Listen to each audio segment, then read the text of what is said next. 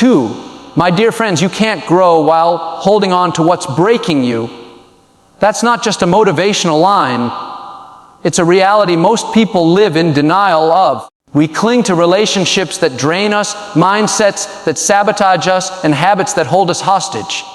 Why? Because familiarity feels safer than freedom. 2, we'd rather endure dysfunction than face the uncertainty of being alone with ourselves. But if you truly want to evolve spiritually, emotionally, psychologically, you have to confront the truth. Not everything or everyone that came with you into your past is meant to go with you into your future. 2, growth is disruptive by nature. It demands space.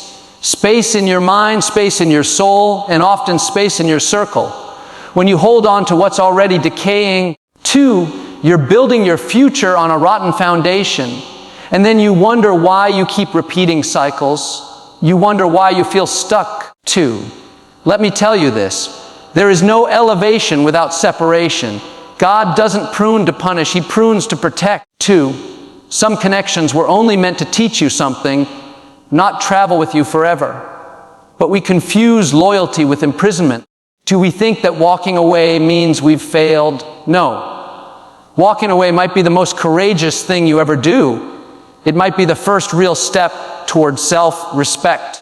2, you see, people who constantly pull you back, who guilt-trip you for changing, who criticize your growth, those are the ones terrified by your transformation. 2, because your growth exposes their stagnation. Your healing confronts their brokenness. And so they resist, they manipulate, they shame. But here's the truth. 2, you don't owe anyone a version of yourself that no longer fits who you're becoming. Psychologically, 2, we often fall into what's called the sunk cost fallacy. We stay in harmful places because we've already invested so much time, so much emotion, so much effort. 2, we tell ourselves, maybe it'll get better, or maybe I'm the problem. But let me ask you, what's the cost of staying? What's the toll on your peace, to your potential, your purpose? Sometimes the most loving thing you can do is walk away, not in bitterness, but in boldness, not in anger, but in awareness. Philosophers have long spoken of the self as something that must be discovered, refined, cultivated. 2, you can't do that while tethered to what's destroying your identity. The self, your true self, needs silence, solitude, and sacred boundaries. And sometimes, 2, it needs you to let go of people you once loved so you can finally love the person you were born to become. Letting go doesn't mean you stop caring. 2, it means you start caring about yourself enough to stop bleeding for people who wouldn't even notice you were wounded. So don't confuse comfort with calling. 2, don't confuse attachment with alignment. You've been asking God for growth. Now recognize when He answers through subtraction. Because sometimes, 2, the weight you need to lose isn't on your body, it's on your spirit. You're not called to fix everyone. You're called to fulfill your destiny. 2, and the sooner you understand that, the freer you become. One of the most dangerous detours on the road to purpose is distraction disguised as compassion. 2, you pour yourself into people trying to save, to rescue, to prove your worth through how indispensable you can be in their lives. But while you're busy trying to keep others afloat, you're sinking in your own calling. 2, God's plan for your life requires your full attention, not your divided leftovers. It's not that you don't care about others. 2, it's that you can't allow their chaos to drown out your clarity. Every time you delay your assignment to deal with someone else's dysfunction, 2, you dilute your destiny. Let that sink in, because purpose doesn't shout. Purpose whispers. And if your life is too noisy with everyone else's drama, their approval, 2, their expectations, their issues, you won't hear what God is trying to tell you. 2, this is especially hard for those of us who grew up thinking that our value was in what we could give, not in who we are. We learn to please, to perform, to fix. 2, but somewhere along the way, we confused sacrifice with identity. You can help people without handing them the steering wheel to your life. You can love them, to encourage them, pray for them, but you cannot abandon yourself in the process. That's not humility, that's self-erasure, and it's not holy. Psychologically, this is where boundaries matter, not walls, boundaries. There's a difference. Walls shut everyone out, but boundaries protect what's sacred. And your time, too, your energy, your calling, that's sacred. If you're always accessible, always available, always at the mercy of other people's needs, too, then you're living reactive, not intentional. And you cannot build a meaningful life in reactive mode. 2, philosophers and theologians alike have argued that clarity of purpose is one of the highest human needs. You were not created randomly. 2, there is a divine thread running through your existence, and it requires stewardship.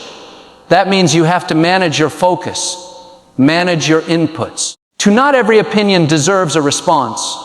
Not every invitation requires a yes. And not every crisis is yours to solve. 2, there's a reason why Jesus often withdrew from the crowds. Even he knew that constant engagement can drown intimacy with the Father. 2, if the Son of God had to step away to realign, what makes us think we can pour and pour without replenishing?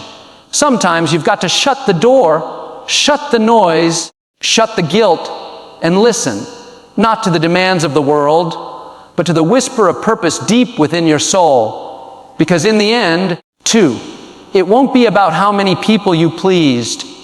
It'll be about whether you fulfilled what you were placed here to do.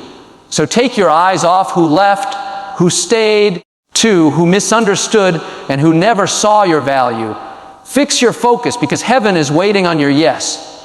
Healing doesn't begin when they apologize. 2, healing begins when you decide to stop bleeding. And that decision, that turning point, doesn't happen outside of you. It happens within. 2, most people are waiting on closure, waiting for some perfect ending, some confession or reconciliation that rarely ever comes. But healing isn't about their response. 2, it's about your release. When something hurts you, truly wounds your spirit, it can leave a scar that tries to speak louder than your purpose. You replay the conversation, the betrayal, the failure over and over again. You nurse it, revisit it, make a home out of it, and slowly, without realizing it, 2, pain becomes identity, and that's when healing becomes nearly impossible. Because now you don't just feel hurt, you've started to become it. 2, but let me challenge that. You are not your pain. You are not your past. You are not the version of yourself that had to survive what others never even saw. 2, you are more than the trauma that shaped you. But to walk in that truth, you have to make a conscious decision. I'm done bleeding in places I've already been wounded. 2, I'm not waiting for the person who hurt me to fix what they broke. I'm not waiting for the moment to feel perfect. I'm choosing to let go, not because it didn't matter, but because I do. Psychologically, holding on to pain serves a deceptive purpose. 2, it gives us a false sense of control. If I stay angry, I stay protected. But anger is armor that corrodes from the inside. 2, bitterness is a poison you sip hoping the other person gets sick. It doesn't protect you, it imprisons you. You think you're keeping the pain alive to stay strong. 2, but all it's doing is delaying your healing. Philosophers have long debated whether suffering is essential to the human experience. And maybe it is, 2. But suffering isn't meant to be a permanent residence. It's a passage. It's something you walk through, not somewhere you settle. Healing asks us to confront the wound. 2, acknowledge the loss, and then release the hold it has on us. And yes, that takes courage. 2, because letting go means facing who you are without the pain you've leaned on for so long. Forgiveness, contrary to what we've been taught, 2, isn't about making peace with the offender. It's about making peace with your own future. It's not weakness. It's spiritual and psychological strength. It says, 2, you don't get to decide how this story ends. I do. And that's where true healing lives, in the space where you stop rehearsing the injury and start reclaiming your identity. So don't wait for the world to hand you peace. Choose it, create it, and protect it like your life depends on it, because it does. You've been wounded, yes. 2, but you're not finished. Don't let pain become your legacy when healing is your inheritance. Your value doesn't depend on their approval. 2, I want you to let that settle into your spirit, because too many people are walking around with an identity built on applause. 2, they don't know who they are without someone clapping for them, validating them, agreeing with them, or affirming their every move. 2, and the danger in that is simple. When the crowd stops cheering, you start questioning your worth. You've been taught, either by culture, upbringing, or trauma, that your value is transactional, that you are only as good as what you produce, what you offer, or how well you perform. 2, so now you live for the approval of others, constantly adjusting yourself, shrinking yourself. 2, muting yourself just to fit into spaces that don't even have room for your truth. That's not humility, that's self-abandonment. And if you keep doing it, you'll wake up one day and not recognize the person staring back at you. 2, the tragedy is that we've become so skilled at performance that we've forgotten how to be real. We think, if I act perfect, maybe they'll love me. 2, if I don't cause trouble, maybe they'll stay. If I stay small, maybe I'll be accepted. But here's the hard truth. 2, no amount of approval will ever satisfy you if you don't first approve of yourself. Because affirmation from the outside can't heal insecurity on the inside. 2, psychologically, this is rooted in what's called external validation dependence. It's when your sense of self-worth is shaped entirely by feedback. 2, you post something online. If people like it, you feel good. If they don't, you feel inadequate. You walk into a room, you're reading every face. 2, looking for a sign that you belong. You're constantly scanning the environment for reassurance. But what happens when the room is silent? To what happens when no one claps? That's when your true identity is revealed. 2, the philosophers called this authentic being, to live in such a way that your actions are aligned with your essence, not with expectation. 2, and that alignment requires courage, because it means you'll lose some people. Not everyone will like the real you. Some only tolerated the version of you that served their comfort. But growth will always cost you approval. And that's a price worth paying. You weren't created to fit into everyone's narrative. You were created to fulfill a specific assignment. That assignment won't always be popular. 2, it won't always be understood, but it will always be worth it. The moment you stop measuring your value by external reactions, you step into real power. 2, you start to walk differently, speak differently, and dream differently, because you're no longer tethered to their perception. So I challenge you today, stop waiting for the world to tell you who you are. Look in the mirror and speak truth to yourself. You're not valuable because they see you. 2, you're valuable even when they don't. When you stop chasing their approval, you finally start becoming who you were born to be. Silence is power, and yet we've been conditioned to fear it. In a world that glorifies noise, constant scrolling, nonstop opinions, 24/7 access to other people's thoughts, we've lost the ability to sit in stillness without feeling like we're falling behind. But let me tell you, 2, it's in the quiet places where the deepest transformation happens. Growth doesn't always announce itself. Sometimes it comes quietly, subtly, like a seed breaking open underground long before it ever touches sunlight. We associate movement with progress and talking with authority. 2, but some of the most profound growth happens when nothing seems to be happening at all. You think you're stuck, but really, you're being shaped. 2, you think you're invisible, but God is hiding you to prepare you. Silence is not absence. Silence is alignment. It's where distractions are stripped away and what's essential begins to rise.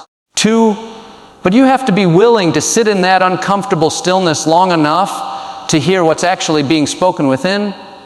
Psychologically, 2, we fear silence because it confronts us with ourselves. No filters, no performances, just you, your thoughts, your wounds, and your God. 2, and that confrontation is terrifying for many because it demands honesty. It demands we face what we've been running from through busyness and noise.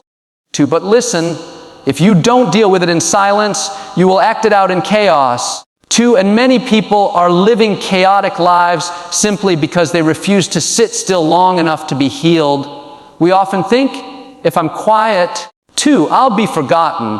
But let me flip that. Sometimes you need to disappear for a season so you can return stronger. 2, sometimes you need to detach from the noise so you can hear your own voice again. The voice that's not shaped by social media, not filtered through the opinions of others, not drowned by the volume of insecurity, but anchored in truth, in your truth. 2, philosophers like Pascal once said that all of humanity's problems stem from man's inability to sit quietly in a room alone.